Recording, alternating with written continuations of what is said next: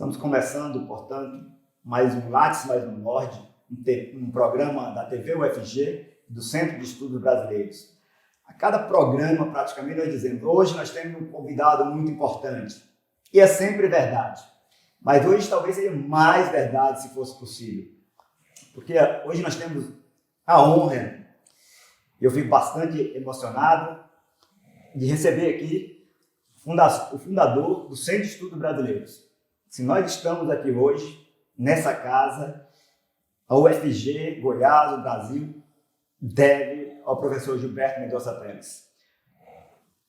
Excepcionalmente hoje, mas talvez a gente repita esse modelo, está aqui conosco o professor Volney Nunes, que também é diretor do Centro de Estudos Brasileiros. Também devemos muito do que fazemos, aí não devemos, porque nós compartilhamos e dividimos as nossas tarefas. Ele vai participar hoje aqui com a gente dessa entrevista com o professor Gilberto. Eu diria que é um dos mais recentes editores do professor Gilberto, que fez vários livros com o professor Gilberto Mendonça Teles. Eu passo a palavra para o Volney e peço para ele apresentar o nosso convidado mais uma vez, dizendo também que a vida do professor Gilberto está na internet. Portanto, se a gente conseguir atiçar a curiosidade para esse grande vulto brasileiro, muito mais coisa vocês vão encontrar sobre ele na internet. Volney, por favor. Obrigado, Anselmo. De fato, você falou bem. É um convidado de importância excepcional, né? Porque foi participou lá do início da Universidade Federal de Goiás, como também da atual PUC, Universidade Católica, né?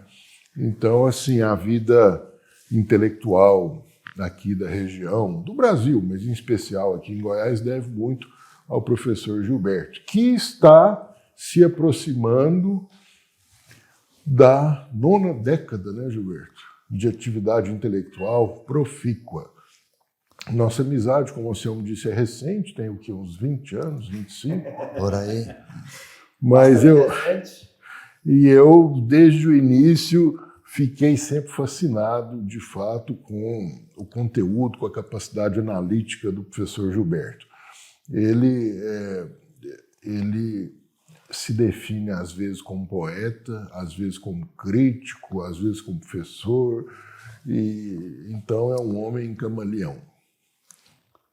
Professor, para a gente começar o nosso papo, nossa conversa bastante descontraída, eu perguntaria ao senhor, qual a sua versão de Gilberto Mendonça Teles?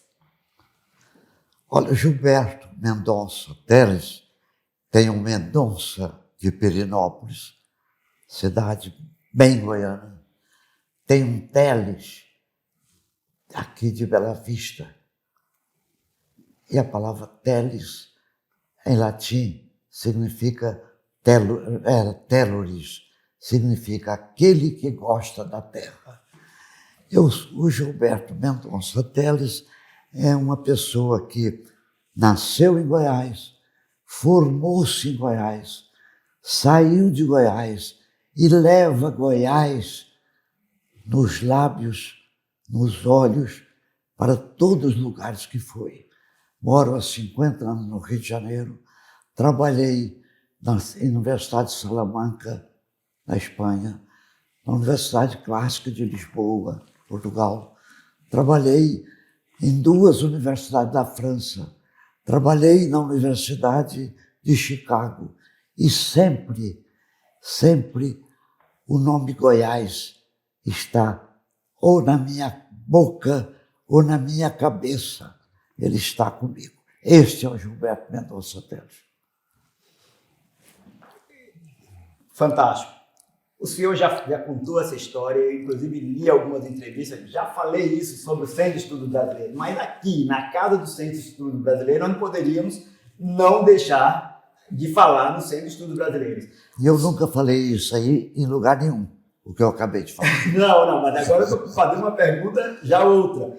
Que o senhor um pouco nos fale desse momento histórico, da atmosfera cultural, daquele início de Universidade Federal e da fundação do Centro de Estudos Brasileiros. Esse projeto, que eu repito isso muito também em todas as minhas falas, o projeto do SEB, até hoje, é muito avançado. Até hoje, eu diria que talvez nenhuma universidade do mundo tenha conseguido atingir aquela meta de interdisciplinaridade que vocês pensaram em 1962. Quer dizer, uma coisa que hoje as universidades do mundo procuram, tentam alcançar essa interdisciplinaridade. E vocês tinham uma coisa, parece que muito clara, uma atmosfera goiana, um lugar que ainda era bastante atrasado em relação a outras regiões do país e do mundo. Como é que foi esse momento, professor? Vamos pensar o seguinte, olha, a Universidade Federal de Goiás, eu creio que ela foi fundada em 1960. 60, final de 60. 60, né? Então, a Universidade Federal, a PUC, as universidades nossas, sobretudo agora a Federal, é a principal, foi fundada num momento em que o goiano foi pego de surpresa. Os professores que foram chamados para a universidade, é opinião minha, não tinham muita visão do que era uma universidade. Conhecia escola superior, haviam estudado os seus cursos de medicina, de advocacia, de engenharia, estudado fora. Mas quando veio para cá, e de uma hora para outra começa a criar os departamentos, as pessoas que entraram como aprendizes de professores. Demoraram. Então a universidade começou do início mesmo, não só o lado legal dela, como também digamos, a estrutura pedagógica dela. Ao meu ver, eu, falando de mim, entrei na universidade, comecei a dar aula, comecei a comprar livros para poder aprender a dar aula. Eu tinha, Anselmo, em São Paulo, a editora, a livraria francesa de São Paulo, tinha lá uma conta aberta para mim. Chegava catálogos da França, eles mandavam para mim. Foi assim que eu fui aprendendo. Então, imagino que os meus companheiros da época também eram assim. Foram aprendendo a dar aula. Mas, ao mesmo tempo, o SEB talvez tenha a mão do professor Agostinho da Silva, esse projeto avançadíssimo. Agora, quando chega ao SEB, eu comecei a falar da universidade em si, mas quando chega ao SEB, também ninguém estava esperando uma visão daquela que o professor Agostinho da Silva, no seu discurso inicial, Colemar, o reitor, trouxe ele para fazer uma conferência. Agora, uma coisa que não sabe, lá em Brasília, o professor Agostinho da Silva conheceu o meu livro, A Poesia em Goiás, a primeira edição. Conheceu. Não fui eu que dei o livro a ele, mas o livro chegou à mão dele. Quando ele veio a Goiânia, a convite de Colemar, a convite do reitor... Terceira edição, né, professor? Essa é a terceira edição. Quando ele veio, ele foi me visitar no IBGE, Agostinho da Silva. Eu não conhecia. Quando me avisam, está aí um português querendo falar com você. Eu fui lá, eu não sabia quem era ele. Ele disse, professor, falando aquela língua portuguesa, eu sou professor em Brasília e quero conhecer o senhor, porque o senhor escreveu um livro que mostra que o senhor... Eu quero convidar o senhor para a minha conferência hoje. Então, assisti a conferência dele quando o Colemar anuncia o centro de estudo. Então, Anselmo, Volney, o centro de estudo, quando me toca, o que é que faz o Colemar? Eu era funcionário do IBGE, por concurso. Eu era um funcionário federal. Colemar fala para mim, telefona, eu quero trazer você para a universidade. Pode tal. Eu vou cuidar disso. O próprio reitor cuidou da minha transferência. De uma hora para outra, eu estava na Universidade Federal com duas missões.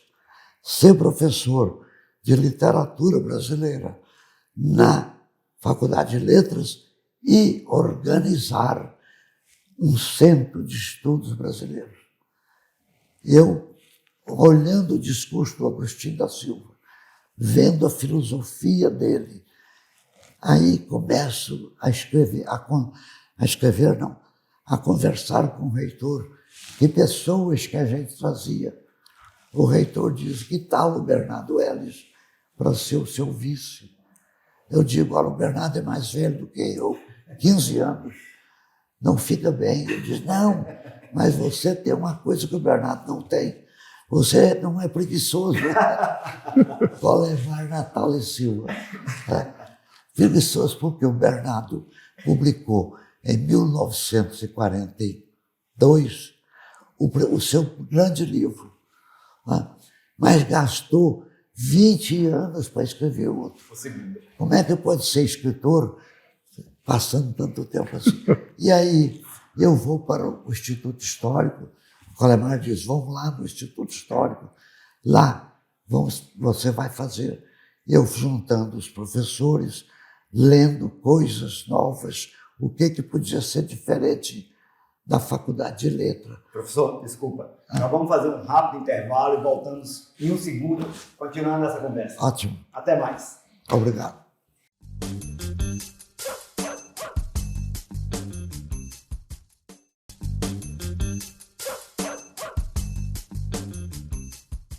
Estamos voltando então com o segundo bloco do Lattes mais do Morde. E para quem quiser seguir um pouco, conhecer mais do SEB, conhecer mais do professor Gilberto Mendonça Teles, vai ficar aí na tela o endereço da página do Centro de Estudos Brasileiro na internet, está aí.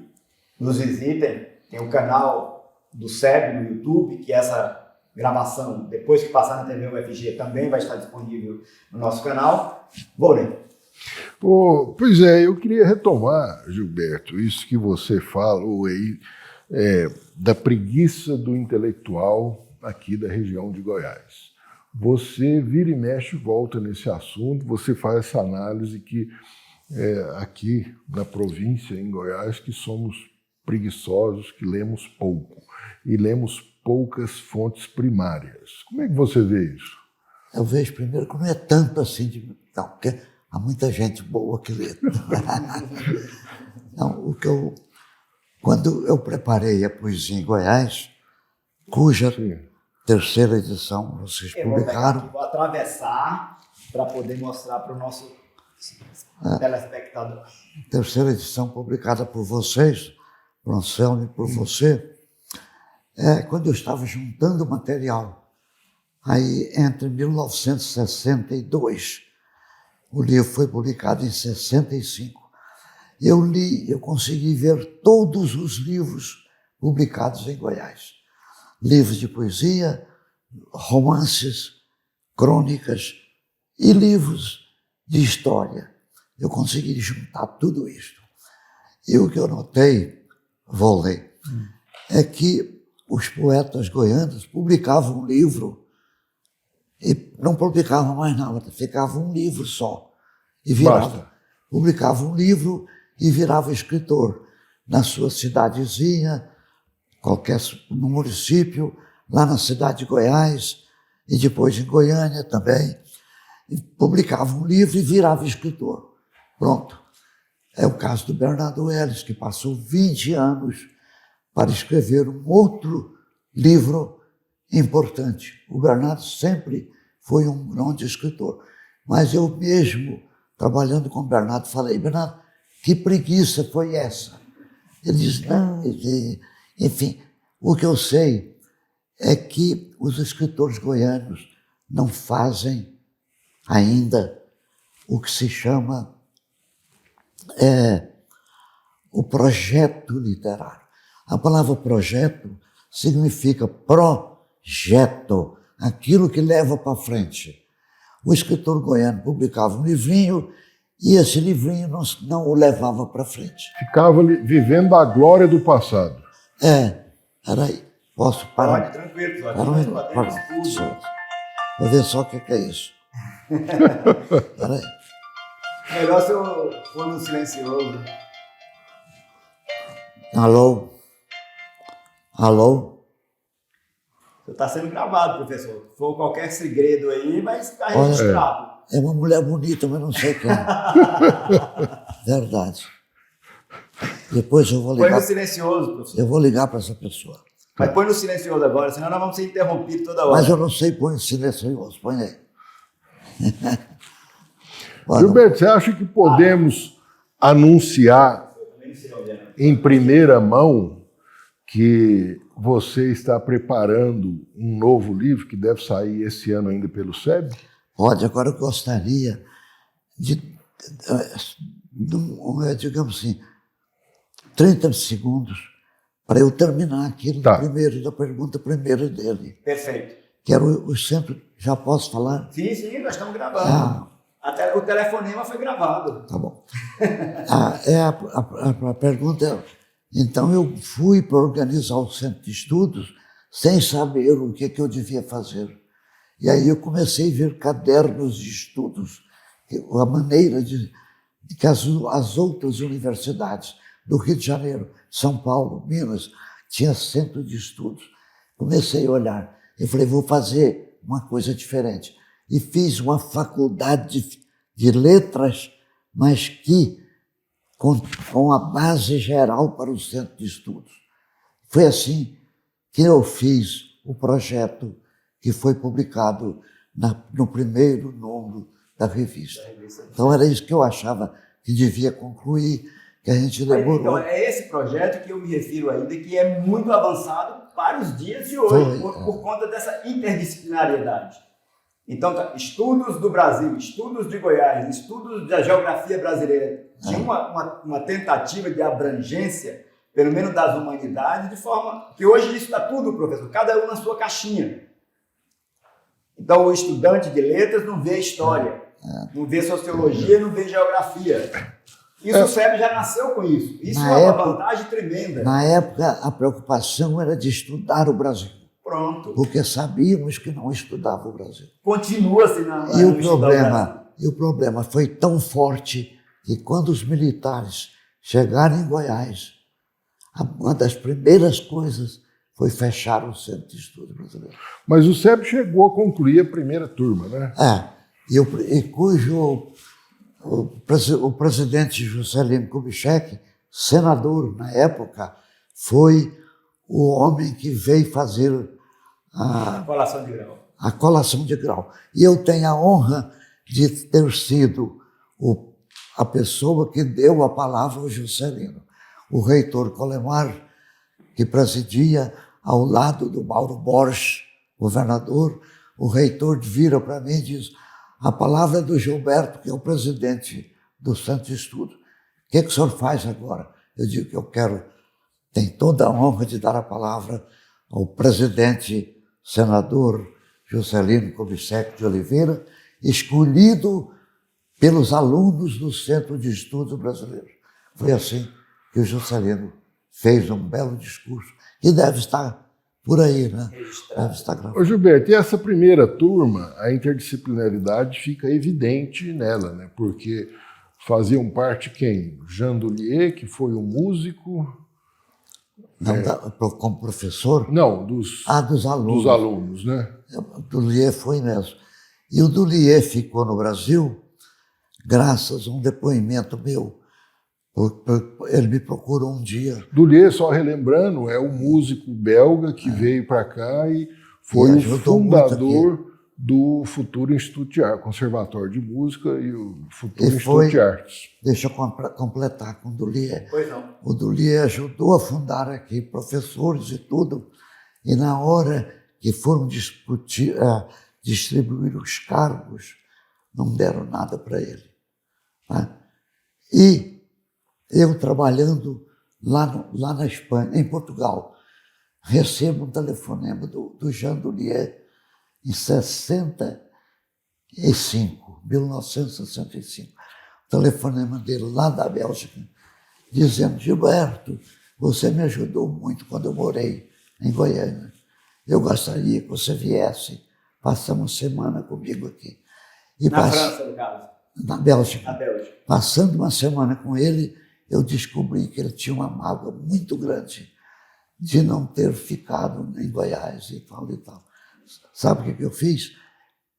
Telefonei para o reitor da universidade, que era aquele que é sociólogo, que era sociólogo, foi reitor. E nessa época, em 65? 1965. Já a gente lembra. É o sucessor do professor Colemar. Quem era? Não era do Colemar, não. Mas 65. Depois de Colemar. No intervalo nós procuramos. E foi aí que ele recebeu o título. Aí eu telefonei para o reitor e falei, olha, a universidade faz uma coisa muito feia com um homem que divulgou Goiás na Bélgica, na Inglaterra, na França. Ele falou, manda para mim, o reitor falou, manda para mim o que você tem sobre ele. Mandei, deram o título de professor honoris causa para ele.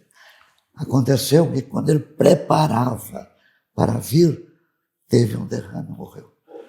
E a universidade não entregou o título. Eu recebi o título para ele. O senhor recebeu. Dei para a mulher dele. Entendi. Como chama um professor? E a mulher dele veio aqui muitos anos depois, que nós foi isso que o Volney lembrou aí, que era a história da universidade. A gente tem muito disso, né, Gilberto? A gente gosta de... A gente se esquece dos nossos antepassados, daquelas pessoas que foram importantes. Né? O Volney tem uma contribuição tremenda do ponto de vista de resgate, de estar revivendo essa história goiana. A contribuição do Volney nesse sentido é fundamental. Em todas as áreas do conhecimento também. O Volney, assim como o SEB, é um professor interdisciplinar. Navega em várias áreas. Eu não sabia disto. O que vocês estão fazendo de continuidade dessa ideia do Centro de Estudos Brasileiros é uma coisa fantástica. Tragam gente por aqui que fale, para que se não perca a ideia que foi de fazer algo que se estudasse o Brasil diferentemente. Isso é fantástico. Nós nos referimos e nos rendemos a nossa homenagem ao Centro de Estudos Brasileiro o tempo todo, professor. Mas eu queria um pouco voltar ainda. Não vou voltar porque nós vamos terminar. Nós vamos para um novo intervalo, professor. Tá bom. Eu vou fazer uma pergunta na sequência.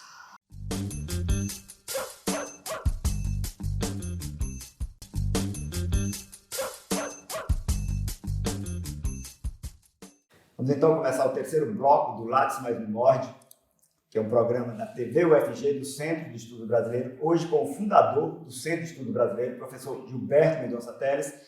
Estava engatada uma pergunta para o professor Gilberto, que também é o GMT, de forma econômica. GMT, Então, a gente estava conversando no bloco anterior sobre alguns mitos em Goiás, que o senhor estava dizendo. Não, eu posso citar 2 mitos goianos. São mitos mesmo.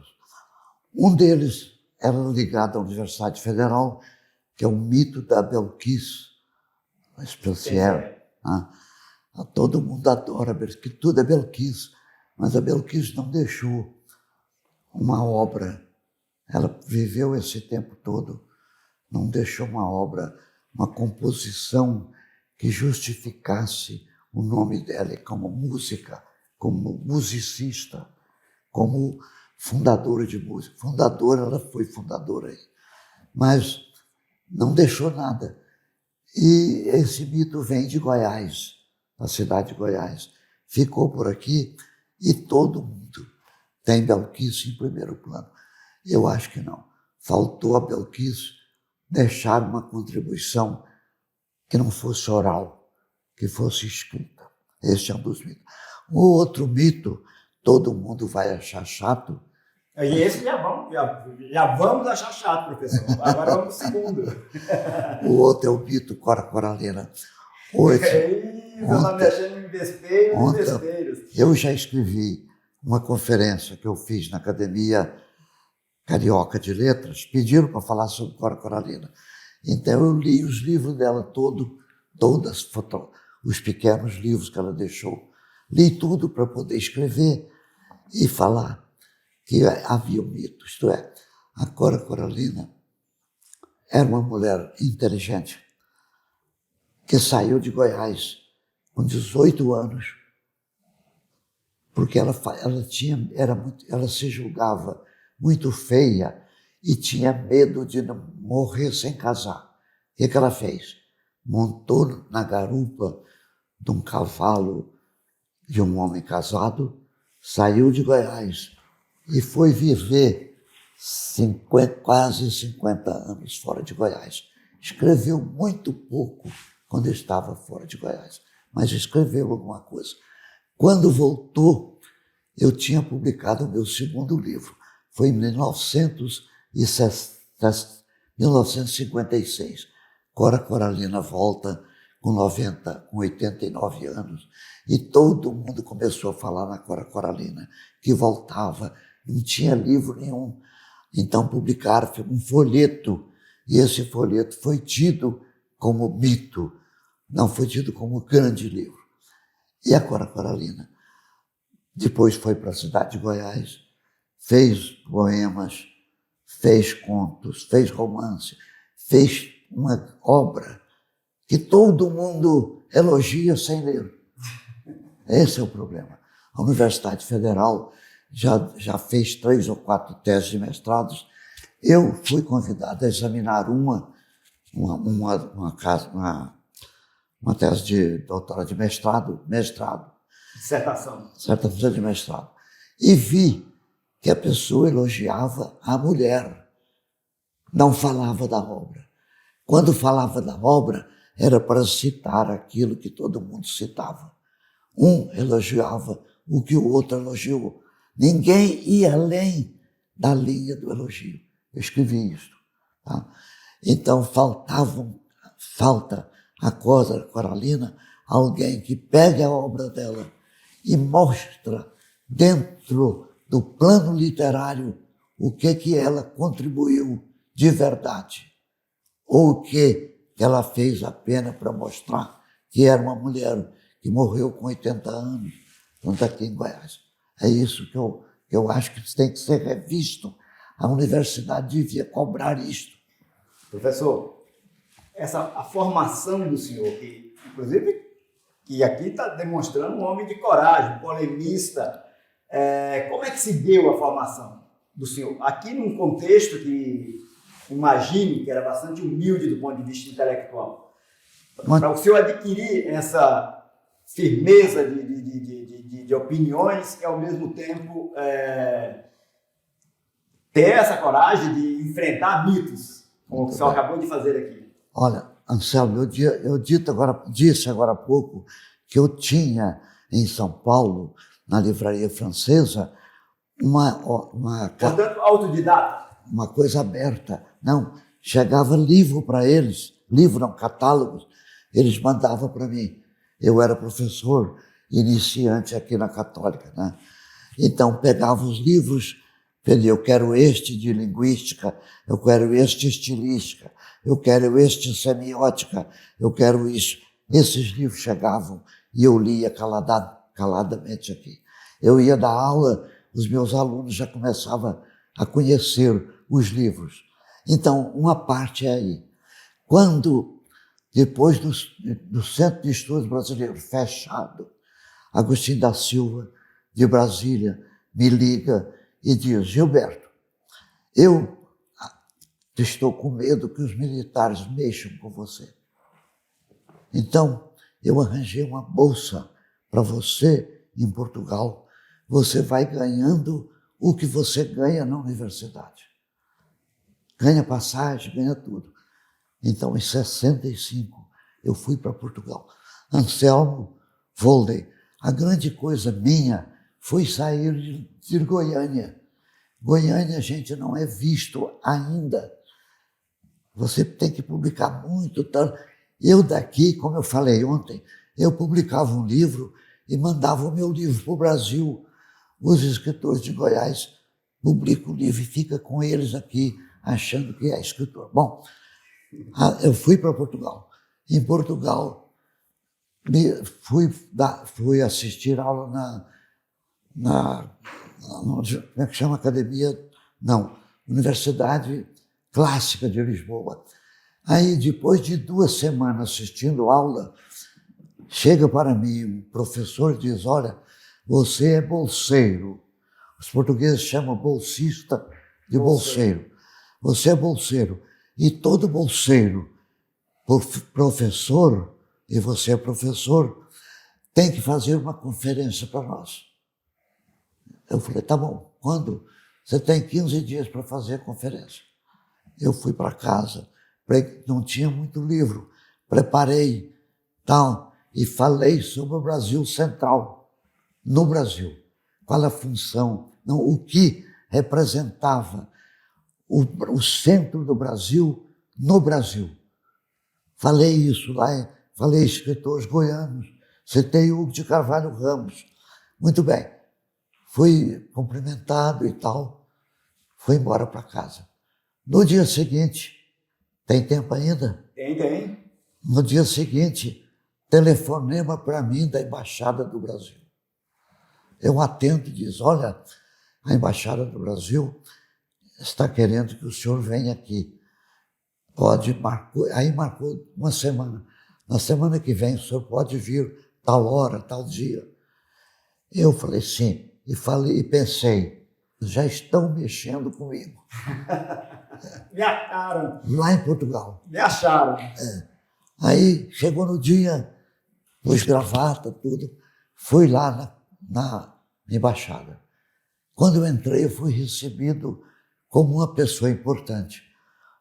Chegou e falou, olha, eu sou o adido cultural Odilo Costa Filho, que mais tarde eu fui ser amigo dele no Rio de Janeiro.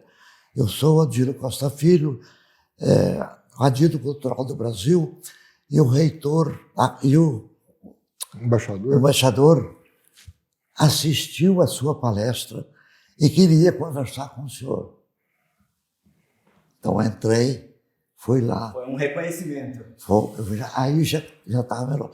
Fui lá no reitor, ele diz, parabéns, você tem uma visão muito bonita do Brasil. É raro encontrar eu tinha 29 anos. É raro encontrar uma pessoa nova com essa visão do Brasil. Assim, então, o senhor não quer trabalhar para fora do Brasil? Eu falei, embaixador, é claro que eu quero, mas eu estou recém-chegado com uma bolsa de estudos. Ele diz, nós sabemos. Então, quando você volta para o Brasil? Eu falei, eu vou voltar em dezembro. Estava em maio. Eu vou voltar em dezembro. Quando você voltar para o Brasil, passe aqui, que tem uma carta apresentando você, apresentando o senhor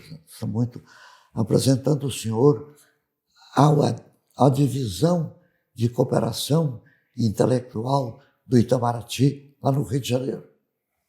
Muito bem. Eu passeei, comi muitas coisas gostosas de Portugal, maçãs, aquelas coisas todas. Fiz conferência em 3 ou 4 lugares. Fiz um curso na Universidade de Coimbra, que tem um diploma. Fui para Madrid, fiz uma conferência em Madrid. Em Madrid, depois da minha conferência, chega a pessoa e diz, você não quer ter uma bolsa de estudo para ficar aqui? Olha, professor. Aí eu digo, olha, querer eu quero, mas o que é que eu tenho que fazer? É muita oportunidade. Professor, nós vamos fazer mais um intervalo e vamos continuar o papo. Aí eu vou concluir isso. Tá bom. Eu acho que vale a pena concluir a sua pergunta aí. Combinado.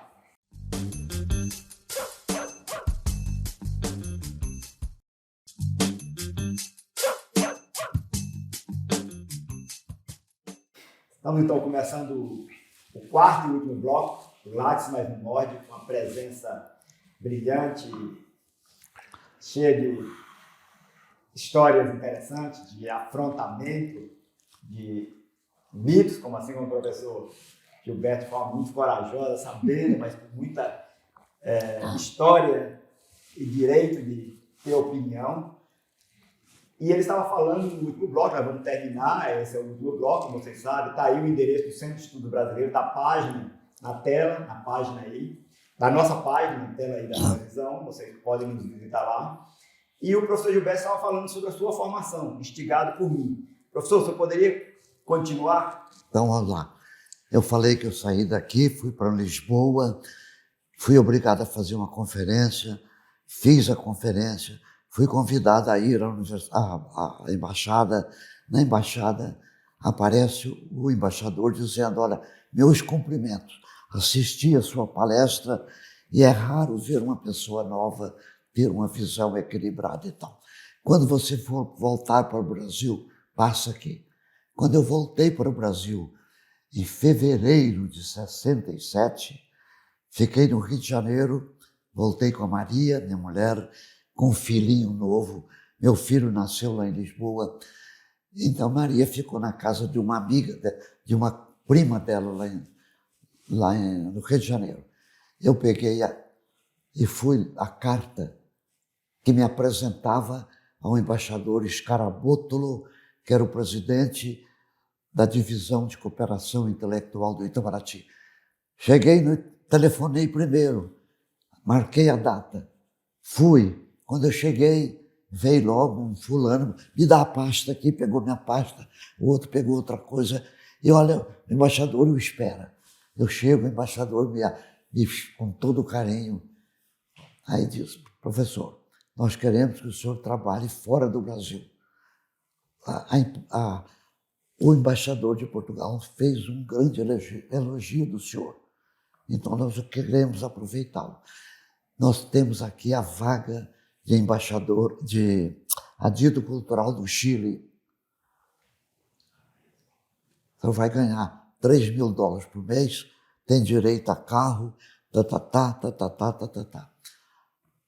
Eu parei um pouquinho e falei, embaixador, eu tenho que resolver isso agora. Ele disse, não, você pode resolver até amanhã. Então, fui para casa, conversei com a minha mulher. Meu pai era alcoólatra, tinha parado de beber durante 10 anos, mas estava voltando a beber. Então, meu medo era de ficar longe de Goiás. Então, falei, embaixador, o senhor não tem um lugar mais perto? Ele riu, porque hoje, um lugar mais perto, né? Aí ele pegou lá, olhou e falou, tem, mas o senhor não vai ganhar o que eu falei. O senhor vai ganhar apenas $2.000 por mês para ser professor no Uruguai. No Uruguai tem a vaga de professor e de vice-diretor do Instituto. Lá tem o Instituto Cultural Uruguai Brasileiro.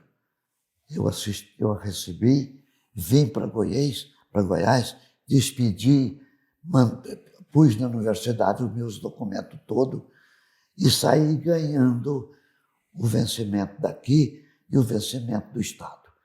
Em maio, eu cheguei de carro lá em Montevidéu.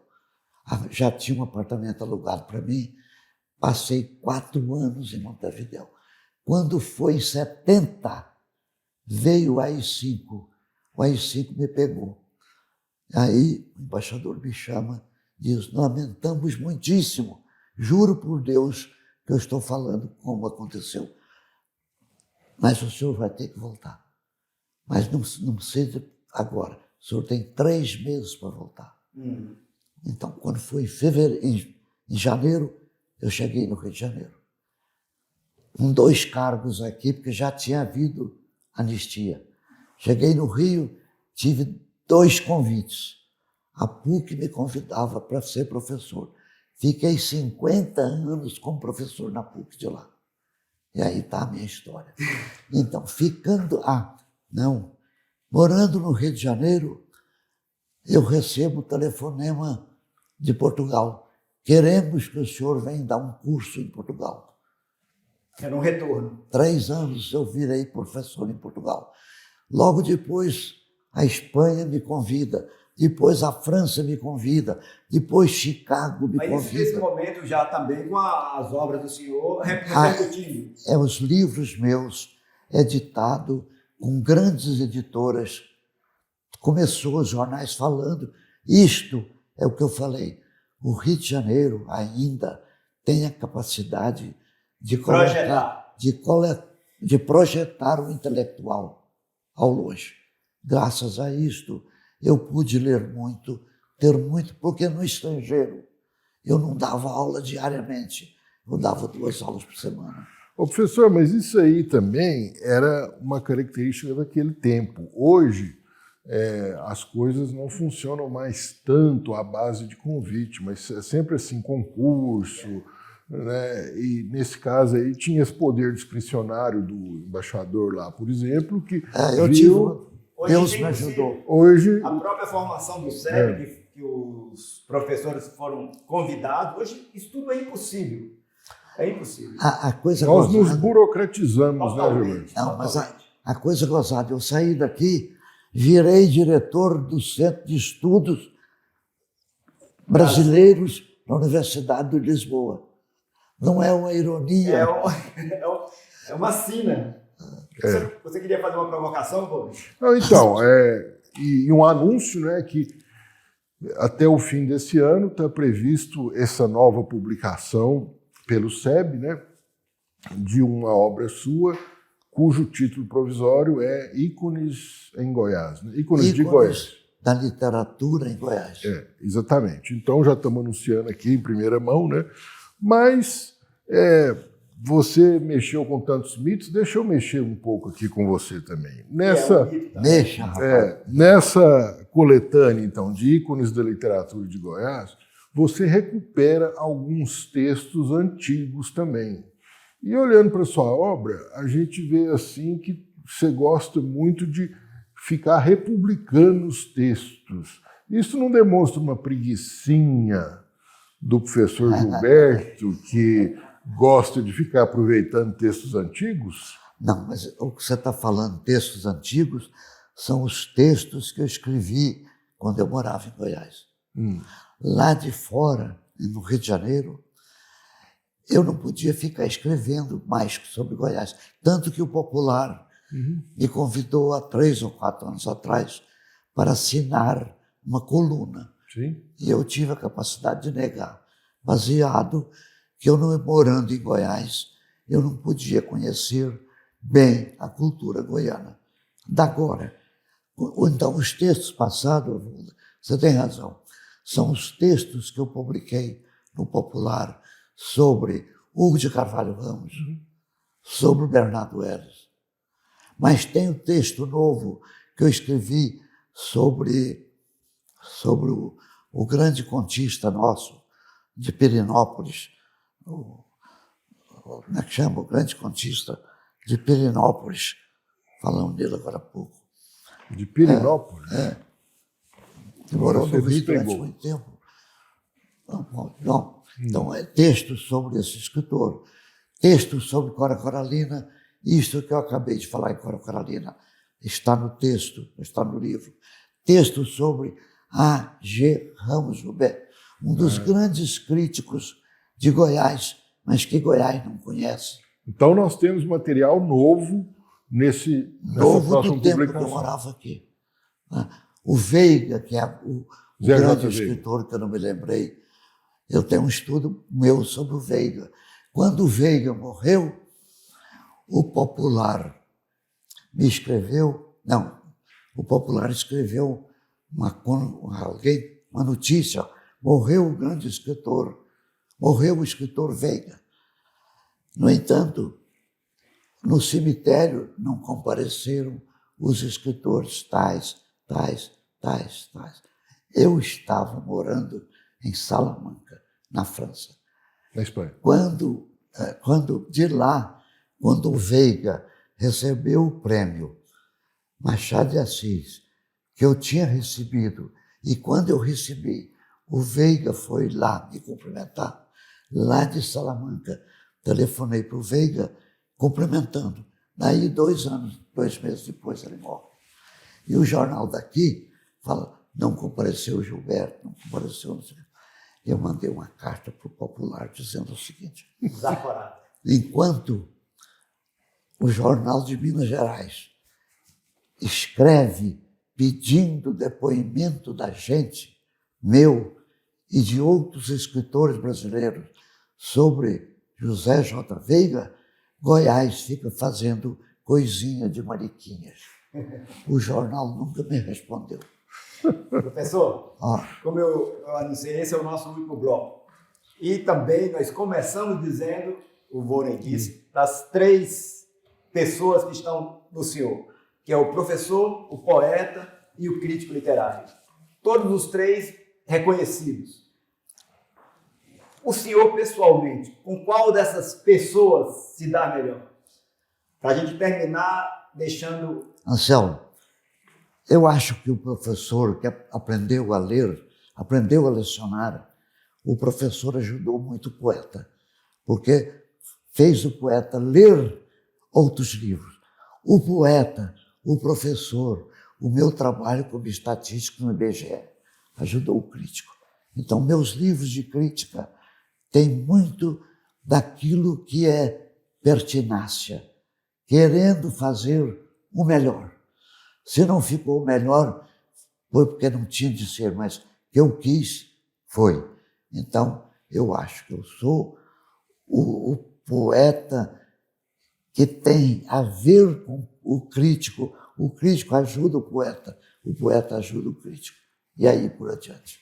E nós não falamos, porque seria impossível falar todas as vertentes, todas as atividades do professor, do poeta erótico. Eu fui aluno da professora Darcy Acors. É mesmo? Darcy Denofre. Darcy Denofre. Ah, E era a sua poesia erótica, que me marcou profundamente. Naquele momento ali, jovem, lendo e estudando com a professora Darcy. a Darcy foi a primeira goiana a fazer uma dissertação de mestrado sobre mim na Universidade Federal. Hoje eu tenho mais de 40 dissertações. Sobre a sua obra poética. Tem vários estados. Em Goiás ficou, acho que só Darcy. E a Darcy tocou num assunto que chama erótico. Só que erótico, no Brasil, significa quase que pornografia. O erótico, para mim, é o erótico de Roma, que significa o amor. A poesia erótica é a poesia amorosa. É claro que do erótico a gente resvala para o pornográfico. Tanto que tem um poema meu que diz assim: quero pôr num gráfico um poema erótico. Ora, quero pôr num gráfico o pornográfico.